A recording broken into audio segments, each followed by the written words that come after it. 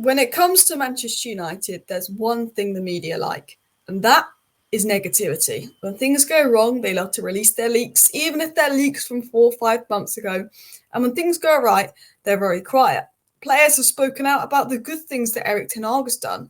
It's not plastered all over the media. But when there's a rumour about Ten Hag doing this that upsets a player, it is everywhere. And in today's video, we're going to start off on a positive note. We're going to be talking about the truth about Erik Ten Hag, what the media doesn't like to report, and more. And what inspired this video was this tweet by United People's TV. They said, "Isn't it funny how loud the press is when United lose? So much energy, turning over every stone, explosions of reports and stories suggesting Ten Hag has lost the dressing room, but when United win, it turns into silence." And that is true, because the press know negative United stories generate clicks. And what inspired this video was this quote by Sabitzer. So Sabitzer spoke about his time at United. He was asked about the dressing room, the attitude, the United players, what's going on at United, because things are bad this season. And Sabitzer said this on Erik Ten Hag, and only positive things. He said, "Erik Ten Hag is a man obsessed with details. You can wake him up at 3 a.m. and he'd tell you his whole match plan by heart. He's very knowledgeable about football and tactics, a very hard worker, a perfectionist, and he's very straight with you. When I had a bad game, he showed me some situations and told me how to do better next time. I liked that. You knew where you stood with him. He never threw you under the bus. Instead, he told players to go out and do better in the next game. I learned a lot about football working under him. He's a good coach." And I think that was a massive thing to come from Sabitzer with all the leaks about, Ten Hag not being very good at speaking to players, not telling players what's wrong. Sabitzer saying, no, he's very straight talking. He's very easy to talk to. Sabitzer saying he's the type of guy that would wake up at 3 a.m. for you and help you with tactics. Sabitzer saying he knows a lot about football. He's very hardworking, obsessed with details. Because we get all these reports that the players aren't getting enough details and that Ten Hag's not communicating well with the players and that he's lost the dressing room. But Sabitzer's saying, no, he would be there for you to talk to you at any time. He is a knowledgeable guy. He's got everything planned out. He relays that to you. He's very straight talking. And when I haven't done well, he's very clear with me. And we have Jadon Sancho being told by Ten Hag he's not doing good enough and having a strop. And maybe some of the issues with Ten Hag are more player mentality focused, because Sabitzer is very much like, if you don't do well, he tells you what you don't do well. He tells you how you need to improve. And he'll be honest with you. He'll tell you what was not good enough. And maybe some players don't like that about Ten Hag, but Sabitzer said, no, this guy was a great coach. He was here for you. He was a hard worker, a perfectionist. And, that's not going to be getting the media attention like, Ten Hag has upset this player. Some person opened up a rumour that Ten Hag had upset Varane or something, and that got more media attention than this Sabitzer quote. And we don't even know if the Ten Hag Varane situation is true or not, because, Ten Hag and Varane seem okay. I mean, it was confusing that he was subbed off for tactical reasons, and I'm sure that didn't go down well, but my point. Negativity generates clicks. And Sabitzer said this about United. He said, I feel very positive about my time there and still talk to a couple of people. You ask yourself, what's going on? There's a lot of noise. Results are not good. They've had defeats at home, which almost felt unthinkable last season. And there's still the unresolved situation of the ownership. You can see what that does to a team. I feel sorry for them because they're good guys and extremely hungry for success. Sabitzer said when he was at United, it was very positive. But he says when you're at United, there's a lot of noise. And when results are not good, that noise gets bigger. But a big thing that Sabitzer mentioned was, the uncertainty surrounding the ownership at Manchester United. And he said that he felt sorry for the players because we know from Fabrizio Romano, we know from generally credible resources that the ownership situation has really impacted the squad, the team. That Richard Arnold is really unhappy. John Mert is really unhappy. And that negativity at the top of the club does leak down to the bottom of the club. There's a lot of uncertainty with coaches, managers, staff, and the players, aren't sure what's going on and are being left in the dark. And unfortunately, those off-the-field distractions, they're not an excuse for bad performances, not at all, but they can impact the players because it impacts the mood. Because when the people at the top of the club aren't happy, when Richard Arnold upsets all the staff with the Greenwood situation and all the staff are unhappy, it creates a negative environment. And a year ago, Marcus Rashford did an interview where he went into great form under Erik Ten Hag a year ago and said, because the season before under Rangnick, he was poor. And Rashford said, when he enjoys coming to work, he plays better. When he's in a better mental state, he plays better. And I think the negativity around United, the leaks, the media, the lack of ownership situation has created a negative environment at United, which does impact player performance. And Rashford said that. Now, I'm not saying that's an excuse for Rashford's poor performances. I'm not saying that's an excuse for any of United's poor performances, not at all. We've not been good enough. Ten Hag needs to do better. The players need to do better. But more importantly, those at the top of the club need to set a better example. But it is a point to just sort of remember, and I don't think it gets covered enough because it's not going to get as many clicks. Sabitzer also spoke about a few things. He said that Casemiro, Luke Shaw, and Martinez, they were leaders that provided structure and stability to the team. He said Erik Ten Hag comes up with very specific. I've got a cut in my mouth that is so painful. I've got such bad mouth pain, so I'm sorry if my pronunciation's bad this video. I do want to say that, but they come up with very specific match plans and patterns of play. But if you have too many important players missing and too many changes, as a result, things can get lost. The tactics board and the pitch, the rhythm of players isn't right. The process isn't right. And we're going to get into something that Ten Hag said in a minute in this video, and I do think there's somewhat links to that. Casemiro, Luke Shaw, Martinez, sort of big captains, big leaders on the pitch. You know, when we go goal down, we kind of lack that. You know, that Luke Shaw and Martinez helped a lot with build-up. What we're doing awfully at the moment, building up, we're evading the midfield.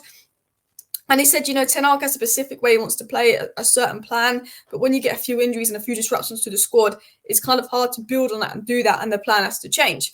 Now, Sabitzer said this on United when he was asked about the environment of United, and he said when he came to United, it was a very positive environment. It was a very calm atmosphere. The team and coaching staff could focus on what mattered, and there was a feeling that Man United were coming back to where they belonged. He said when he was at United, everything was positive. They could focus on what mattered, and it wasn't this big issue. And if Ten Hag was as bad as the media was making out, why was the dressing room so happy with him last season? Why did the dressing room back Ten Hag over Ronaldo? What's changed? Or has it been that actually there's a few problems, but because of bad results, it's been heightened? And as the United Marketeer said, some of these stories that are being leaked in the last few weeks have been known for 6-7 months since summer, but they're only leaking them now to just pile on that negativity, pile on that media pressure to Ten Hag. And we had a lot of reports that were looking at Sedan, looking at the sporting manager, that United were planning Ten Hag sacking, which wasn't a good sign. But Romano said there's nothing in the rumours regarding the Ten Hag situation in the past weeks. Internally, United haven't had a conversation to discuss sacking him. And to be honest, I don't think United realistically have the money to sack Ten Hag. But again, we had all the media, all the news reports coming out, and some of them are credible sources saying United are thinking of sacking Ten Hag. He's got one game to save his job, this and that. And Romano's saying, no, United aren't looking at sacking Ten Hag. It will cost us 15 million to sack Ten Hag.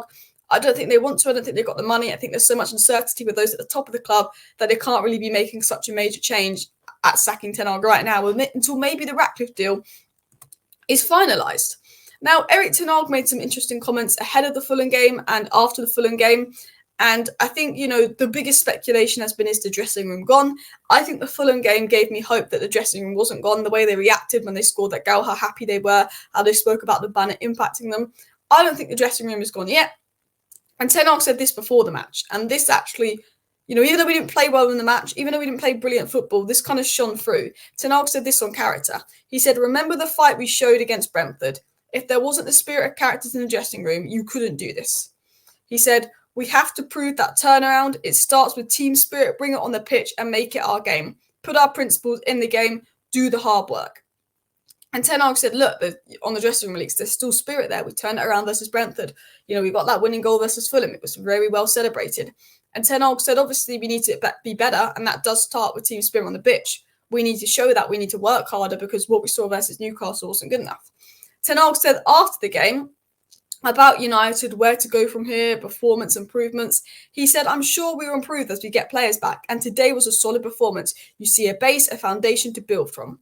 He said, with all respect, did you see last season? Everyone knows why we can't play a style. We have so many injuries. You have to be more pragmatic, but I've always said that's never an excuse not to win games.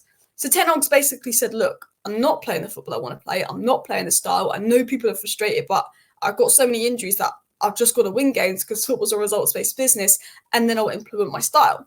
Personally, I want to see Ten Hag implement a style. I want to see better football because I can get behind bad results if I'm seeing something to build from. I can't get behind these bad results because even the good results, I'm not seeing anything to build from. And I think Ten Hag's going on a results basis and it's kind of not working. But I do think he generally has a plan to improve the way we play. Otherwise, he wouldn't have signed Martinez or Anthony. Otherwise, he wouldn't have made Frankie de Jong the number one signing. Ten Hag said this. He said, football is full of ups and downs, and sometimes you find yourself in difficult periods, but that's normal in life in football. You have to deal with it and overcome those situations, and that's what we're going to do because we are resilient. We must bounce back. He sounded very positive, and hopefully we do bounce back because I don't think the football's been good enough. I think Ten Hag has lost us games with persisting with the same underperforming players. Certain substitutions, like how did McTominay stay on the pitch for 90 minutes? Eriksen stay on so long. You sign Amrabat, you sign Mount, you don't play them. Midfield issues are a big problem at United. I think, Ten Hag's man management needs to improve. As I said, we need to see a style of football. But if we sack Ten Hag, the season is written off there. Because, that is, you're getting a manager in who's an interim for the rest of the season. The season is written off. I think the season is basically over, but I think Ten Hag has time to turn it around. As you know, when Rangnick came in, interim managers, 0 January signings. Even if Enzo Fernandez and Julian Alvarez are 25 million combined, and Rangnick, who's got the best talent ID in football out there, tells the board that this is who they should sign, they shot him down. You'll get an interim manager into the end of the season like Fletcher. We haven't really got the money to appoint anyone, so it is likely going to be Darren Fletcher to the end of the season, who's not a better manager than Ten Hag. And, maybe the interim gives us a new manager bounce, but in the short term, it's not going to improve anything. I think loads of money has to be spent again to start the next rebuild if we replace Ten Hag, because there'll be a manager that will want a lot of these players in and out. And at United, it takes 10 times longer to bring in the players we need and sell the players we need because we're slow at that. And it's going to take the manager time to get out the players we want out because we just can't sell. And I've always said, I think sacking the manager is the short-term solution, the short-term fix. It's the easy solution. Okay, the fans are frustrated with the manager. Let's sack the manager. The fans are annoyed. That's the easy option. But it's solving the short-term problem, sacking a manager, new manager in good bounce, short-term problem. A long-term problem is getting rid of all the players that need to go, who aren't good enough, even if, they're an expensive player and we lose a lot of money on them. Even if they're a big-name player, Arteta was allowed to get rid of Aubameyang.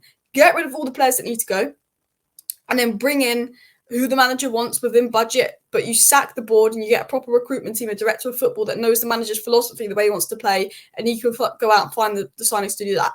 Pep Guardiola didn't find Doku. Pep Guardiola came out 2 days ago and praised the Man City recruitment team for finding Doku, whereas Ten Hag has to find his own players. People above Ten Hag need to change. And the reasons I'm backing Ten Hag is the leaks are not new. We knew from the United Muppeteers report the other day, the media just chose to release them because there's a lot of pressure on Ten Hag, and it adds to that sacking pressure of Ten Hag. We release leaks that Ten Hag falling out with this player, causes more fans to turn on Ten Hag, causes more media pressure to turn on Ten Hag, gets more clicks, gets more interactivity because there's negativity around United. A lot of these leaks have been known by the media in the summer. They just produced them when Man United lose. He's won the EFL Cup. He got us 3rd place after our worst ever season. I don't know why it says last ever season. Worst ever season under Rangnick Ollie. He showed what he could do with this United squad. This season he's had injuries, had a VAR against him. Recruitment's been bad and people will blame Ten Hag for Anthony and Mount. But at the end of the day, a proper recruitment team wouldn't have let that happen. We know he's a good manager because of what he did at Ajax and how poor Ajax are without him. And look, the season's not over yet. It's Ten Hag to the end of the season. And look, if we don't see a style, if it is bad, you sack Ten Hag at the end of the season. But if you sack Ten Hag, you're just having a bad interim to the end of the season. And then those players that do throw Ten Hag under the bus win. And Fergie took 5 years to win a title. Arteta got 8th, 5th. We're in the cycle of sacking managers every 2 years. Instead, sack the recruitment staff. Instead, sack the players. And give the manager at least to the end of the season. I wanted to do a positive video because we won, and I think everything's been negative. So let me know your thoughts. Hit that like button. Subscribe down below if you're new. Thank you for watching, and bye.